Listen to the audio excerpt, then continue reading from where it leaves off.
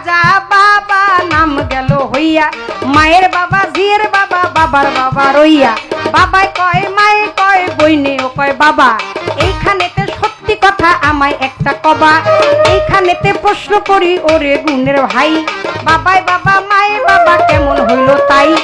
আমার একটু জানার দরকার, মজার একটা প্রশ্ন করি আপনার কাছে, শোনেন। পিতা, বাবা, অভিভাবক। বাবা শব্দের অর্থ অভিভাবক, আপনার একজন গার্জিয়ান।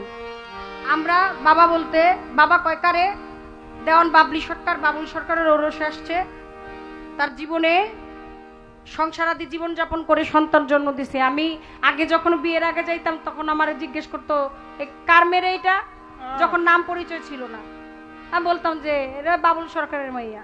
আর তারপরে যখন চিনছে, এটা এখনো আছে গ্রাম অঞ্চলে, মেয়েরা হাইটা গেলে এখন তো কত বোরকা পরে যায়, বা একটা মেয়ে উপযুক্ত হলে জায়গায় কার বাড়ির মাইয়া যায় গো, ওই মোরল বাড়ির মাইয়া যায়, মাতবর বাড়ির মাইয়া যায়। আর বিয়ার পরে জিজ্ঞেস করে কোন বাড়ির বউ যায়। এই হইল গিয়া দুনিয়ার রীতিনীতি। আমার একটু জানার কথা, এই যে খাজা বাবা, আসলে তার নাম হচ্ছে মঈনুদ্দিন খাজা বাবা।